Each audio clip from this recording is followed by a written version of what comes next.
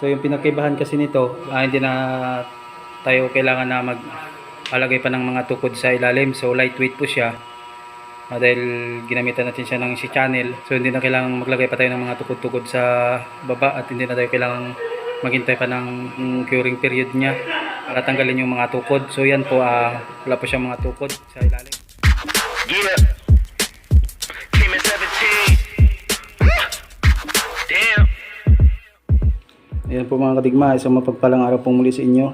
So welcome po sa aming site.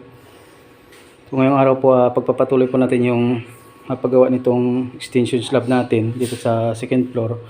Kung maalala nyo kasi ito, dati may sira yan dyan. So high ceiling to dito, open to sa ilalim. Nag-decide yung owner na lagyan ng slab para magamit pa itong area na to. So doon sa unang video na ginawa natin, yung paglagay ng mga framing nito, yung ginamit natin si channel, tsaka yung nilagyan natin ng angle bar sa gilid. Tapos ito po yung episode 2, share natin sa inyo yung paglagay nitong hardiplex board, yung sapin niya, imbes na plywood, hardiplex board po yung sinapin natin para wala na pong tanggalan. Tsaka dagdag na rin po support. Mapapansin niyo ang practical na pag-i-slab, lalo pag magbuhos ganito sa second floor, naglalagay pa po tayo ng mga tukod sa ilalim ng mga tubo.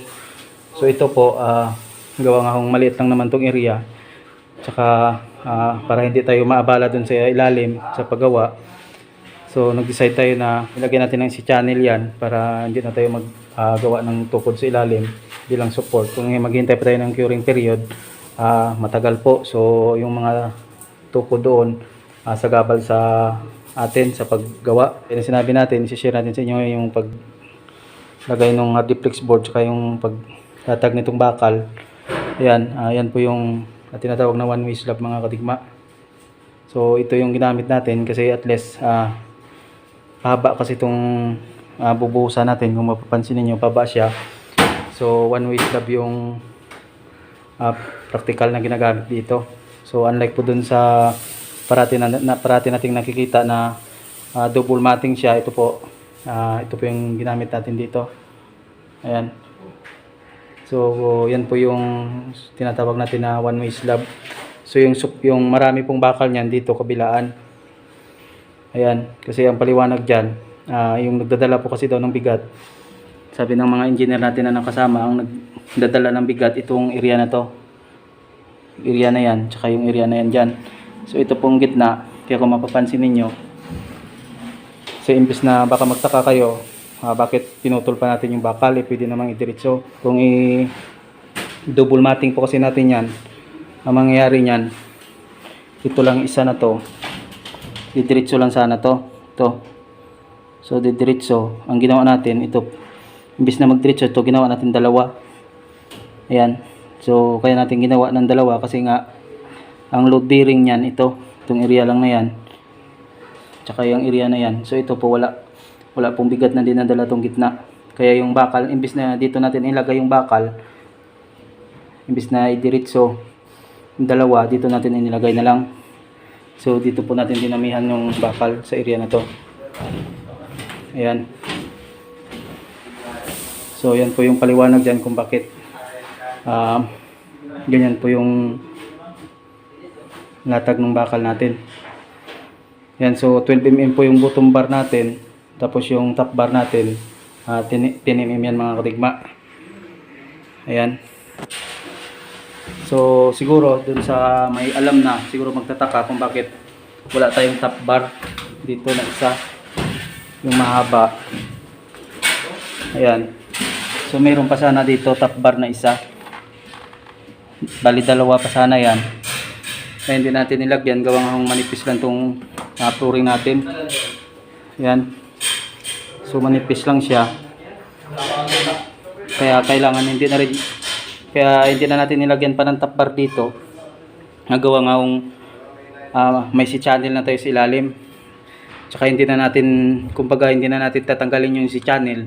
Yun na rin yung magiging support niya sa pinakailalim. So hindi na kailangang dagdagan pa natin to ng top bar. Sa mga nakakaalam po, yun po yung dahilan yan, kaya hindi na natin nilagyan pa ng isang top bar dito. Pero kung sa mga slab po na tinatanggal natin yung ilalim, yung practical na pagbuhos, yung tinatanggal natin yung pinolik board o di kay plywood, tsaka yung mga tubo sa ilalim, kailangan meron pa ako dito isa. Tsaka yan dyan. Para yun po yung standard na paglatag ng one way o di kay two way slab.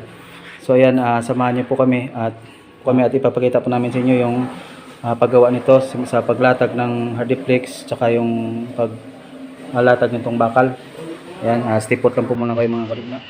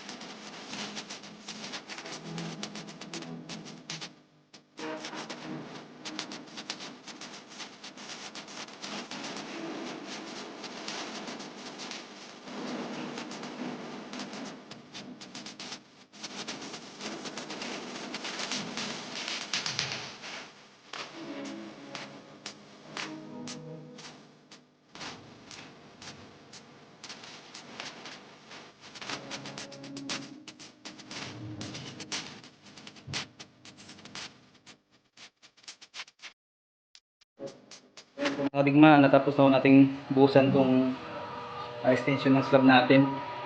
So tuyo na po siya, gawa nga hong kagabi medyo madilim, gawa yung mga ilaw natin dito hindi na gumagana. So pinaputol na natin, so pinalagyan ng electrical tape kasi magsisiling tayo baka makadisgrasya. So yan, dahil nga madilim kagabi, ngayong umaga lang natin nabidyohan ulit. So yan, okay na siya mga kadigma. So yung pinagkaibahan kasi nito, gaya ng sinabi natin, hindi na tayo kailangan na magpalagay pa ng mga tukod sa ilalim. So lightweight po siya, dahil ginamitan natin siya ng channel. Yan. So hindi na kailangan maglagay pa tayo ng mga tukod-tukod sa baba, at hindi na tayo kailangan maghintay pa ng curing period niya para tanggalin yung mga tukod. So yan, wala pa siyang mga tukod sa ilalim, kaya gaya ng kita niyo sa screen, ayan yung naka-plus, wala siyang mga tukod. So nagagamit po natin yung space sa baba, so walang sagabal. Tatapusin na po natin itong video na ginawa natin, naway may napulot po yung kalaman. So bago tayo maghiwalay, magpapasalamat muna tayo sa ating mga silent viewers at sa ating mga subscribers na walang sawang sumusuporta sa ating YouTube channel, at sa mga bago pa lang po na napadpad na tinapos itong video, naway click nyo po yung subscribe button tsaka yung all sa notification bell para maging updated kayo sa mga video na gagawin natin. So yun lang po muna mga kadigma, maraming salamat po.